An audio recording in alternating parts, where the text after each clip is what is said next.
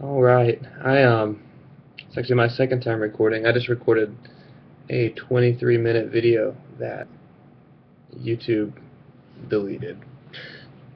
So, I may try to go a little bit more quickly through my answers this time. Um, it's actually really discouraging. I was happy. I was like watching it back through, and then all of a sudden it said, "Oops, there's been a problem," and the video was gone. And I couldn't upload it. So, I hope that my answers don't suffer. But anyways, we'll press on, we'll persevere. I'll deal with that change. Anyways, I'm going to be talking about the book Our Iceberg is Melting. It's by John Cotter from the Harvard Business School.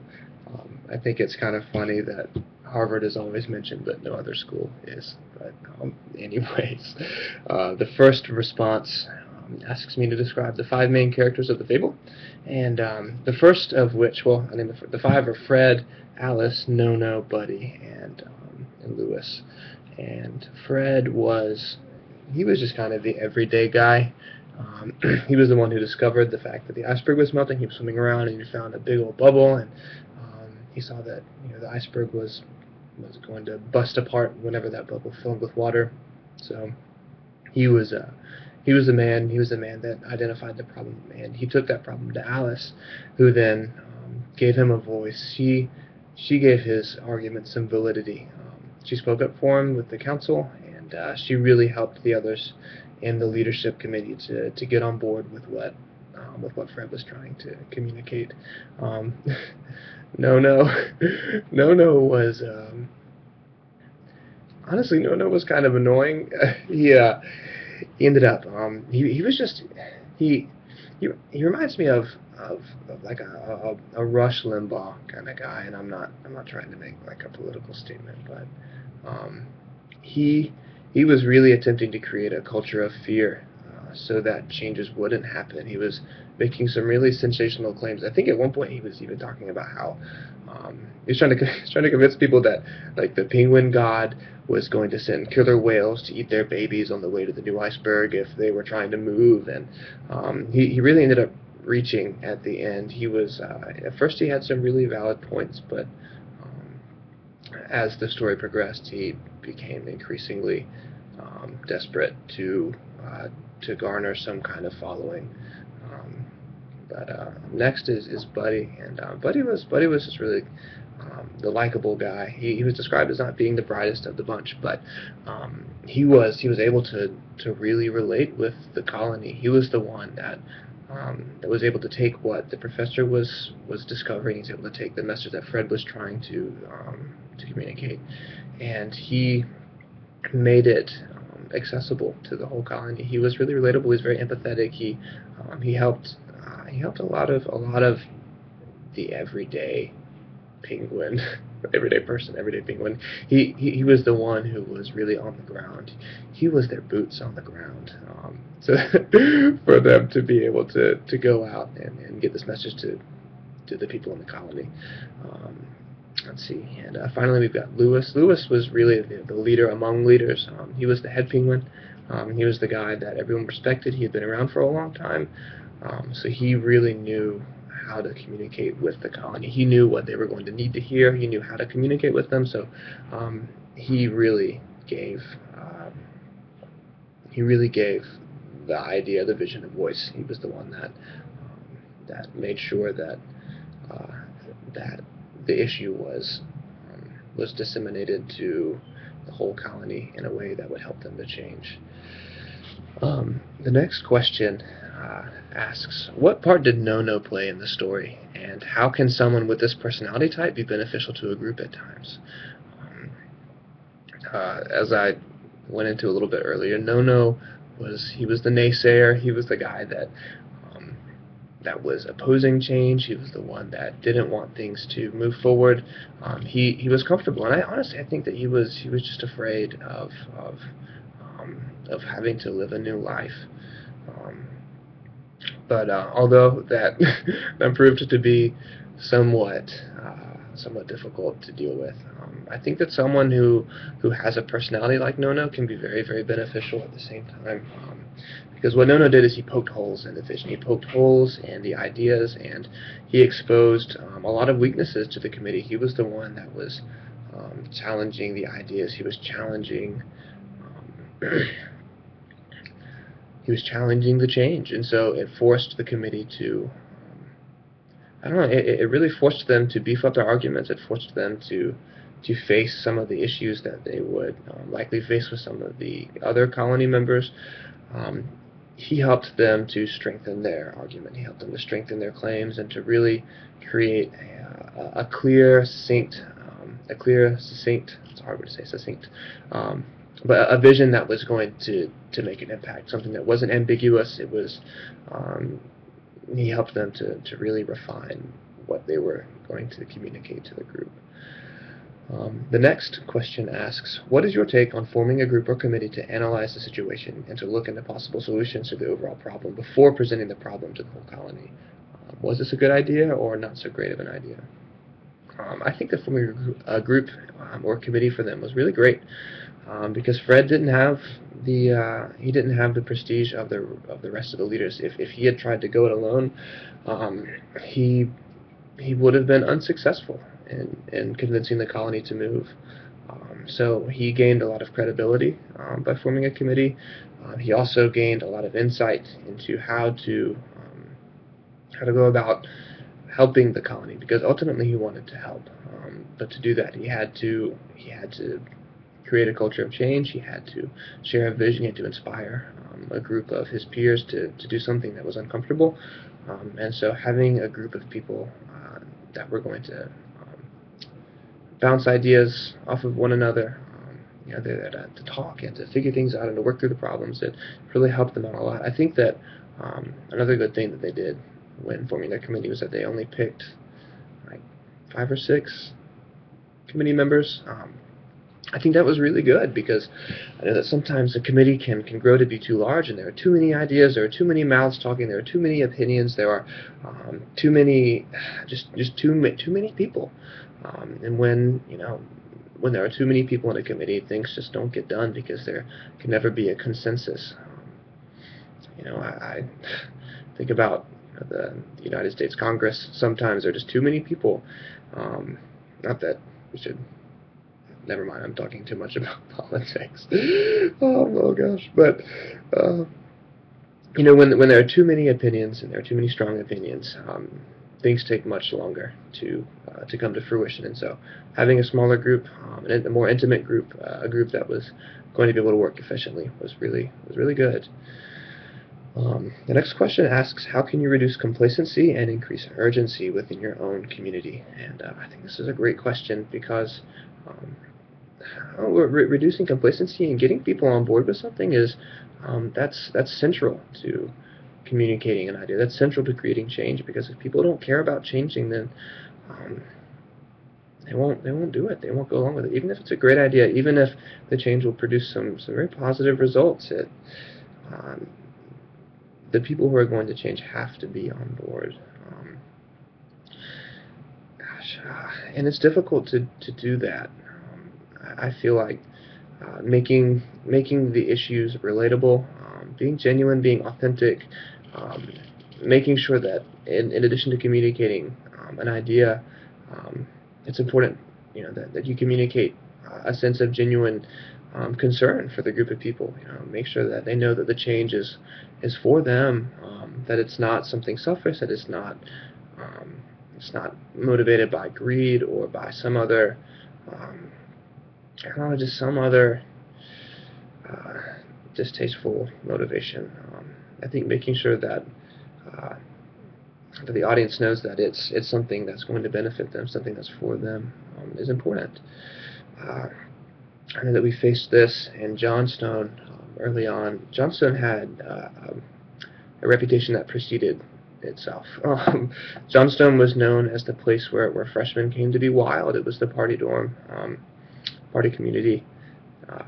It was where it was expected that residents would come to smoke weed, and they would come here to party, and they would come here to do things that would otherwise be punished in a different residence hall. And I know that having that kind of reputation was difficult to overcome, because not only did the staff come in with that mentality, but the residents came in with that mentality too. And so attempting to change that, and helping my group, helping my staff to see that it's important to inspire, young men to be young men, to inspire them to contribute to society, to inspire them to grow up, to be just to be men of character, to be gentlemen. It's hard because there was a lot of complacency. It was very difficult um, to change the reputation, to even challenge the reputation. It was much more. It's much easier to just come in and deal with the problems that previous staffs had to deal with. So, I don't know, just helping my staff to see that it's our job to pour into these guys. It's our job to help them to grow up. It's our job to help them find their place in Clemson. I mean, we were all freshmen, whether it was last year, 2 years ago, and 3 years ago for some of us. So I think just helping my staff to realize that these are people that we're dealing with, that these are future professionals, that some of them are future leaders. I think making it personal was very important in helping to reduce complacency. The next question states, like how Lewis and the professor made a list of strengths of the 5 committee members, list the strengths of everyone in your supervisory model and share how each other's strengths work out during a time of transition. My supervisory model is really simple. I've got one supervisor. His name is Michael Carroll, and Michael has done a great job of guiding Johnstone, of coming in as a first-year graduate student, and really taking ownership over this place and hopping on board with some of the ideas that I had early on. I think Michael's strengths are numerous. He's really Michael is very, very good at giving us a voice, making us feel heard. Michael's good at listening. He's very easy to talk to, and I think that one way in which Michael's helped me personally, me in my personal life, has been in transitioning, from a college student to graduating, and then to moving on into a professional role in a graduate school. I know that he helped me to make priorities. It's tough for me to prioritize things because I want to pour myself into everything, and Michael really helped me to identify things both with my job and with my personal life that deserved a lot of attention and deserved a lot of effort, and then some other things that really just needed to be completed. They didn't have to be done particularly. They didn't have to be excellent. They had to be done. So he I don't know. He just did a really good job of putting things into perspective for me. He does that for our staff on a regular basis. Every time we get in a meeting, he really does a good job of focusing things. He comes prepared. He knows what he needs to say, and he really drives home the things that are important. And he helps us to stay focused on those things. And so, in time of transition, that's very valuable. Very valuable to have someone who knows what's going to make the most impact, and then to help us focus on that. See, the next question says, in managing transitions, you need to explain the purpose of the change, give everyone a picture, have a plan, and give everyone a part to play. How will these stages help in transitioning to the new class of CDAs in 2013? I think that all of those steps are pivotal to creating a culture of change, to creating a successful change. Excuse me. And I think that the one that really spoke to me was where is it? Finding my part to play. I loved the fact that this job was one that depended on where I was placed. I got to really create my own position. I got to see the needs of the community, and I was able to focus my efforts on those needs. And there wasn't a script. There weren't steps that I had to follow. There was no real concrete job description. It was I was entrusted with coming in and doing a good job, whatever that meant. And I think that that's one thing that the CDAs are going to have to transition into, because as an RA, we're given a task list. Create bulletin boards and door decorations by this date. Have them up. Make sure the tape is folded and on the back and not showing. Be sure that your bulletin boards are very square and that the edges are nice and straight. And when you go to desk, be presentable. Make sure you don't have headphones in. Like there are a lot of things that are laid out for us as RAs. As a CDA, however, being able to I don't know, just to understand that it's more of just more of a personal role was really important for me. I think that understanding that it's important to change your mentality so that you could do a good job, do an exemplary job. Having a picture of where you're going, what the needs are, but then having a plan, and how to adapt to a new place. I think that all these pieces go into the new CDAs, the new CDAs taking ownership over your position, making it yours, being proud of it, and then making it something special that's going to create, maybe not a legacy, but just a lasting change, something that you can put your name on and be proud of, by the time you leave. Let's see. The last question asks me to recall the 8 steps towards a successful change and to relate them to an in-real-life example. I can't. It's hard to read the steps on the computer, so I'm going to use the book. The first step is to create a sense of urgency, and I talked about this a little bit earlier.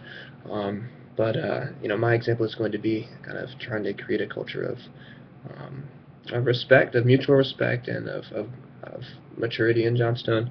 I had to create a sense of urgency, help my staff to see that, to see that it was important to help, to not only make this a place where residents can live, but make it a home for them and make it a place that's going to empower them to grow as an individual.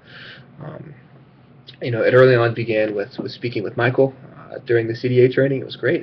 We got to kind of lay out what we were hoping for, what our hopes were, what our vision was for the community, and so creating a sense of urgency with him enabled me to have a partner in creating a sense of urgency with my staff. So getting people behind your vision is really important in creating a sense of urgency. The next step is to pull together the guiding team. And for us as housing officials, as CDAs, that's done for us, which is really great. Our staff is selected, and we already have a group of people that have a similar vision. We have similar drive. We have similar aspirations, and so our guiding team is kind of already there for us. However, there are times when we need to take specific people out of that group, especially in a larger staff. I was in the shoeboxes last year, and we had a staff of upwards of 35 resident assistants. And so there were times that called for me getting together a smaller group and going forth with a new idea with them. In Johnstone, we got everyone together, and we were all credible. We all had a sense of authority. We felt like we were going to be able to do our job, and so with those skills and with that confidence, we were able to band together and try and change the face of our community. The next step is to develop the change vision and the strategy. So with us, it's great to talk about we're going to make men out of the boys in Johnstone. We're going to create a residence hall that people want to be a part of. We're going to help these residents to develop as people. We're not just going to blow them off. We're not just going to be a pseudo presence in the community. It's great to have those goals, and it's really exciting to think about those things. But being able to have an idea of how we're going to do that was difficult. It was hard to develop a strategy, and I think that a lot of that strategy had to do with really embodying ourselves, what we wanted our residents to be. I think that everyone in my staff has been a great role model. We've all, none of us have really broken the rules in our community, at least not to my knowledge. So I guess that's good. But I think that we knew that it was important. It was an important part of our strategy to be who we wanted our residents to be. We also wanted to create a sense of camaraderie, a sense of brotherhood. This is an all-male building, and so our first staff meetings were all about I mean, our first hall meetings were all about, like, this is like we're a band of brothers, like we're gentlemen, like we're going to lead the campus, like a lot of things like that, where we were just trying to get the residents behind what we wanted them to become, and so I think that was definitely part of the strategy, and then just maintaining it, persevering in it, was a big part. But the next step is to communicate for understanding and buy-in. And for us, this was pretty straightforward. I mean, everyone wants their children to grow up and be successful. Everyone wants to see their friends and their family members become contributing members of society. We want to see each other. We want to see each other make it. I think that everyone genuinely wants to see their peers succeed, and so for us to take the charge in helping our residents become young men, people who are respectable, people who show respect. It's very easy to get people on our side for that. The next step, however, is a little bit more difficult. It's actually empowering others to act, and this is hard because there are times when I know that I personally feel a little bit helpless. So I think I guess number one, encouraging the staff, help them to feel like, we could do this thing. Like, we don't have to live up to the reputation that Johnstone has always had. We can change this. We can do it. Just being very encouraging on the front end, but also I think the next step, which is to produce short-term wins, does a fantastic job at empowering people to act. Because when we see progress, when we see victories, when we can celebrate those small victories with one another, I mean, it's very empowering. It makes us feel like we're making a difference. There are times when we would have some really deep conversations with some of our residents about changing the direction of their education, possibly changing schools. We helped a lot of guys work through some personal problems, and we got to share that with each other. We got to celebrate those victories together. So identifying and celebrating the short-term wins went a long way to empowering the staff and to even empowering the residents. It's been that part has been very exciting and very fulfilling as a CDA. The next step, or the second to last step, is to not let up.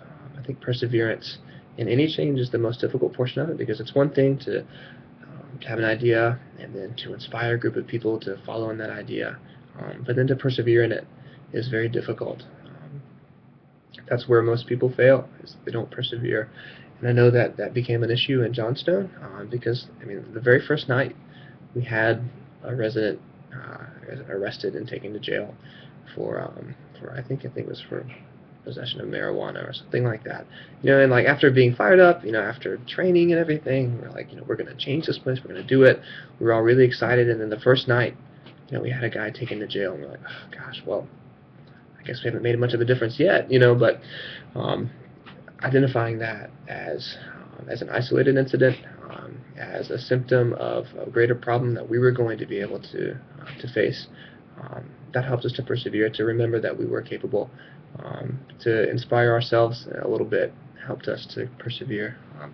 But the last and final step is to create a new culture, and this step is really the one that cements the change into the fabric of the community.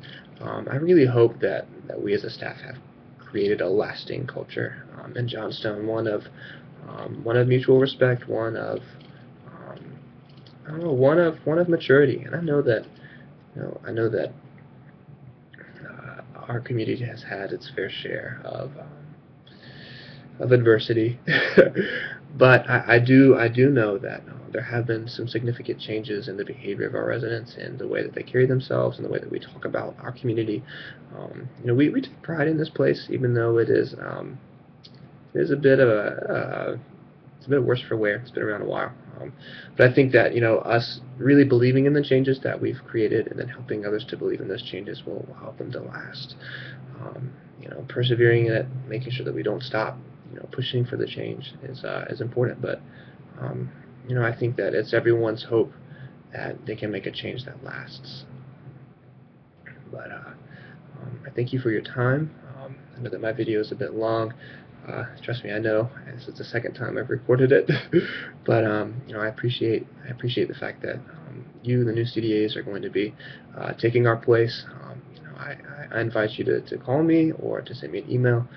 If you need anything next year, I know that I want to be able to encourage you to do a great job. I know that you are selected because you're capable, and that you are selected um, because you want to change the face of Clemson. You want to create a positive experience for your residents, and I know that you will. So thanks for listening. Good luck. I believe in you. You guys are going to do a great job, and I look forward to hearing all about the positive changes that you each make and the contributions that you each make to Clemson next year.